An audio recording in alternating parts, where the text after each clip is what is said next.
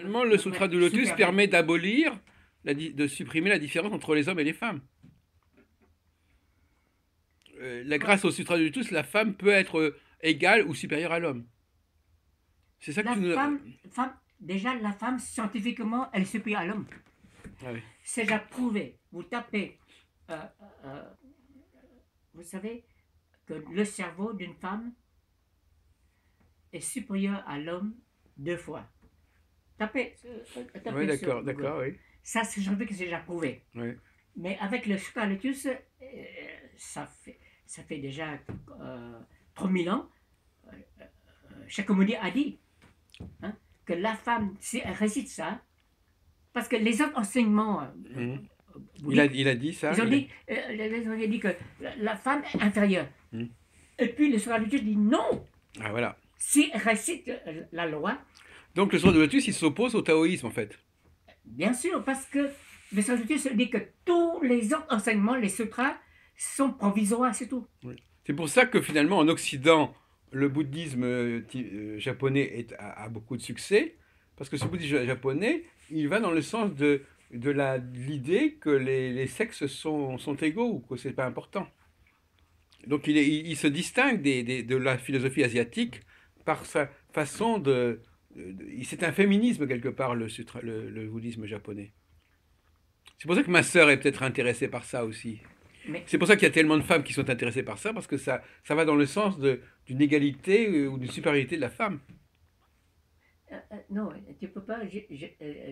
Non, je pose la question. Oui, Est-ce oui. que c'est pas Oui. ça qui est, Non, non, non, qui c'est pas est... tout. Parce que Non. tu es en train de nous dire que le Bouddha... Alors, le Bouddha, lui, le bouddhisme lui-même refuserait la différence entre... Le bouddhisme refuserait la différence entre les hommes et les femmes? Oui, mais il faut que ce soit clair et distinct. Tu parles de bouddhisme. Mais ici, on parle de bouddhisme de Nichiren Daishonin. Voilà.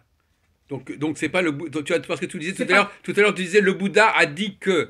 le Bouddha, c'est Shakyamuni. Ah d'accord, oui, donc ça c'est le vrai Bouddha, le premier C'est le Bouddha. vrai. C'est C'est ça. l'origine. Donc voilà. Alors celui-là, il a déjà dit que la différence entre l'homme et la femme, il faut la dépasser. C'est ça qu'il aurait dit? Il a dit que ce C'est qu'il a ça, enseigné, séance. c'est faux. Et le dernier enseignement, c'est ce qu'on appelle l'enseignement du Sutra Lotus. Il a dit ça. Et que c'est fini. Les enseignements, ce que je vous ai enseigné, eh bien, c'est fini. Vous le mettez à la poubelle. Oui, d'accord. D'accord. Donc bon. Mais, mais pourquoi en Asie maintenant, qui souffrent trop, là, c'est parce que les autres bouddhistes, ils continuent à pratiquer les enseignements provisoires. Oui. Alors que le Sutra Lotus, c'est le seul dernier enseignement qu'on appelle de la troisième génération que vous devez pratiquer, c'est tout. C'est intéressant parce que l'islam dit la même chose.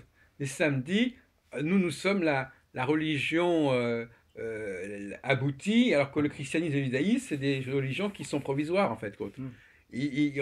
On a le même processus. L'islam dit que le christianisme et le judaïsme sont provisoires, et là, le bouddhisme dit que les autres religions qui ont précédé sont provisoires. Provisoire.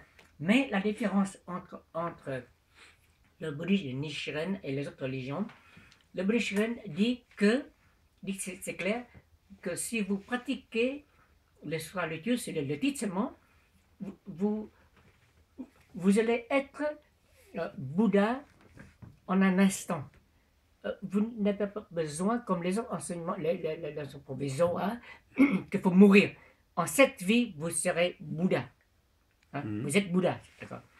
Les autres religions, que ce soit toutes les religions qu'on peut nommer, hein, l'islam, tout ça, les religions, ils ne donnent pas une formule comme le Bouddha originel, il a donné le Sutra Lotus. Donc Sutra du Lotus, c'est une technique. Une technique, voilà, exactement. C'est une technique